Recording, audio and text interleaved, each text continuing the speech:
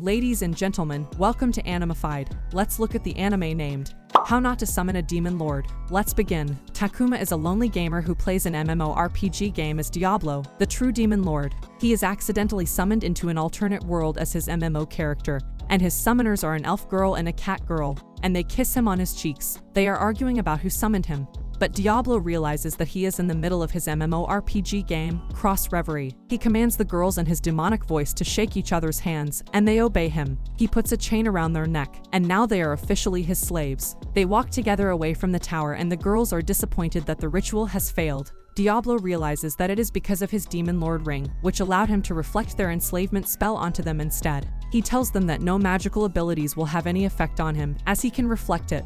They head into town to see if they can have the magical powers dispelled. On their way, the elf girl introduces herself along with the cat girl to Diablo. She is Shira L. Greenwood, and the cat girl is Rem Galu. They call Diablo a rare summon creature, but Diablo instead calls himself a Demon Lord. This impresses Shira because she somehow managed to summon a Demon Lord. They check in at the inn where they're greeted by the innkeeper. They argue about who will be sharing the room with Diablo as they can't afford 3 rooms. They continue fighting, but the innkeeper instead forces them all to stay in the same room with him on a single bed. A woman called Seals enters the room, and Diablo recognizes her as the head of the Mage Association. She sees the slave collars on the 2 girls and is confused about how this occurred. They explain to her how they failed to summon Diablo, and how they are stuck with these collars. Diablo demands to know what her business is, and a man comes in attempting to act like a knight in shining armor. Diablo, however, puts fear into his bones, and the man walks away like a coward. Seals leaves, and Diablo asks Rem about her relationship with Seals. Rem refuses to tell him anything. But Diablo realizes this could be a story event that could turn into a disaster later on, so he takes her back into his room to torture her. Diablo tortures her by tickling her cat ears and grabbing her tail, which eventually breaks Rem's handle. He makes sure she is okay before going on to learn about the secret she's hiding. She reveals that she has the Demon Lord Krebsgolm sealed within her body, and Diablo recalls that this Demon Lord was the strongest boss in the game. She tells him that she only wishes to release and get rid of this Demon Lord from her body, as it has caused her great sadness and loneliness. Diablo tells her that he thinks this will kill Rem, and learns that this is the real reason she knows Seals. Rather than abandoning her, Diablo promises that he will help Rem, and that he will never leave her side. This makes Rem emotional, and she thinks she can finally trust someone. Diablo goes on a walk around town, reflecting about this entire day as he is used to being a lonely person. He is approached by the same guy that was following Seals, and he is ready to fight him. He uses his power to summon a giant red salamander that is level 30. This is a fearsome boss that could destroy the city. However, Diablo realizes that it is way beneath his level, and that it won't pose a single problem. The salamander unleashes a fiery blaze towards Diablo.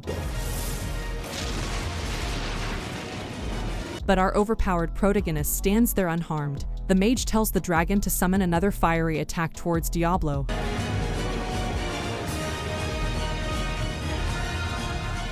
However, it does absolutely nothing once again, as he is level 150. He takes out his wand and casts a single explosion that destroys the salamander in its place.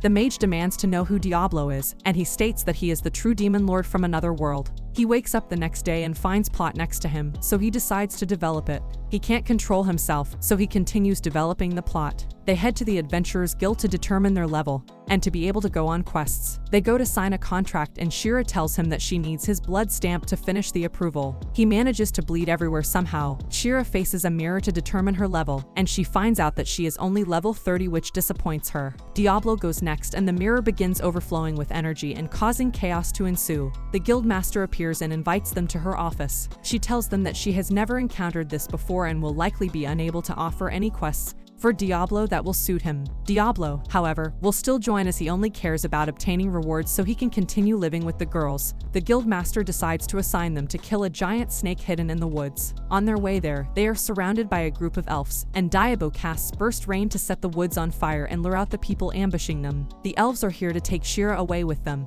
but Shira refuses to go back with them as she doesn't want to marry her brother and bear his child. They all aim their bows at Diablo, but they are ineffective. Their leader appears and readies a magical blow. However, it still doesn't do anything to Diablo. Diablo gets angry, so he casts Freesia and freezes the entire field into ice. Seals' follower appears again, but is beaten down by Diablo and Rem. Shira tells the elves that she will never come home, and that they should leave her alone. That night, Shira decides that she wants to reward our man in a special manner. Rem, however, interrupts them. Diablo is back in the guildmaster's office, and she assigns them a special request that was made specifically for Diablo. The person who made this request was Seals, and they think she may be the reason behind the recent attacks. Rem states that she doesn't want to accept it as she cares for Seals, and doesn't think she's a bad person. Diablo tells her that she doesn't have to oppose her, and that he will never make her do something she doesn't want to do. Rem agrees that she will stay behind. As they are leaving the guild, a true knight in shining armor appears, Emil, who confronts Diablo. He is not only a level 50 warrior, but he is also the ally of women. He is here to save the day from the Demon Lord that has enslaved Rem and Shira. They attempt to explain it as a misunderstanding, but Diablo is too excited.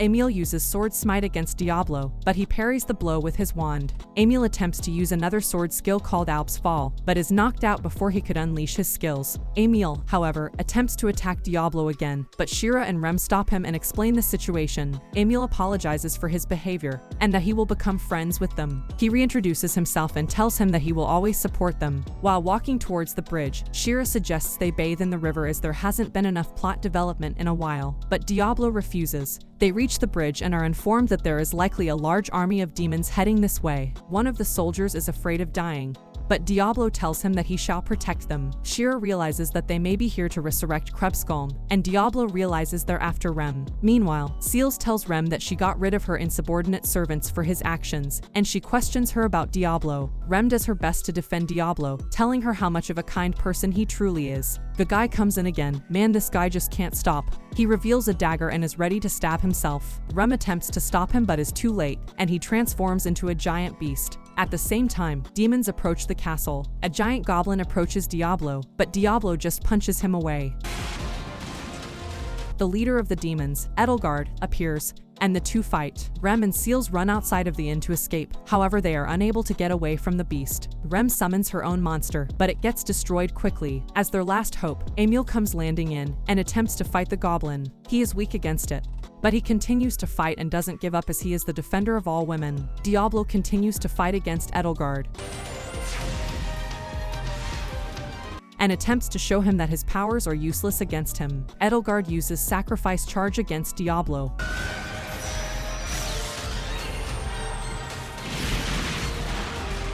but it is useless against him. Diablo realizes that he could use this to his advantage by demoralizing the enemy. However, this is the first time Diablo has received any damage. He casts a grand magic spell and warns Edelgard to go away, or he will destroy the entire field. However, she naively rejects his offer, and Diablo casts his White Nova.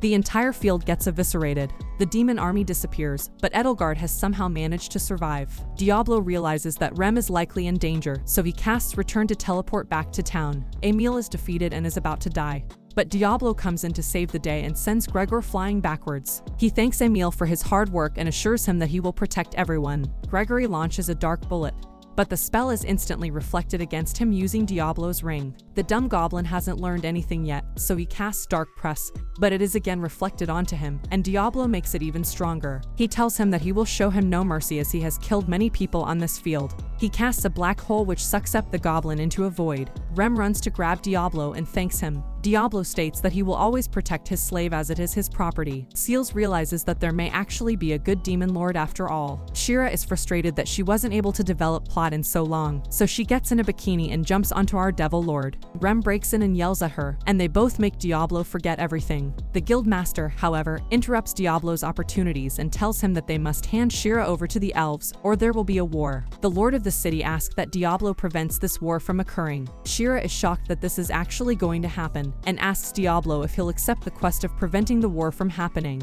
Diablo wants to refuse this quest due to the fact that it involves a war being waged. However, the guildmaster reveals that Shira's brother has put a huge bounty on her head, and this makes Diablo livid. He tells her that he will accept the quest and meet with the Lord of the city. They enter the Lord's manor and are told all the information the guildmaster has about the Lord. When they arrive, they are introduced to the Lord, and he happens to be a very cold and vicious man. The guildmaster introduces the party to the leader of the city, and they also decide to introduce themselves. The leader of the city introduces himself, and Diablo is nervous as he has no idea how he should best introduce himself. He struggles to find the balance between keeping his demon lord act up or a humble person act. The leader of the city tells him that he has heard Diablo is a demon lord from another world, and Diablo replies, "Should I reduce you to ashes to prove it?" What a man. All the girls are scared.